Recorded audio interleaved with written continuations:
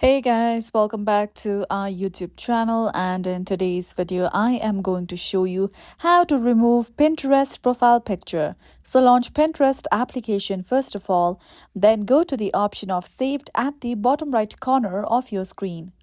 Now at the top left corner of your screen, you can see a small circle icon with your profile picture on it. Tap on it. Now from here, tap on the option of view profile under your Pinterest account's name. Now from here, just tap on the option of Edit Profile. Now under your profile picture, if you tap on the option of Edit, you won't see the option to remove your profile picture. However, you can take a photo or pick a new photo from your camera roll. So if you wish to remove this profile picture, you can just go to Take a Photo and then take a blank snap like this and use this photo as your Pinterest DP.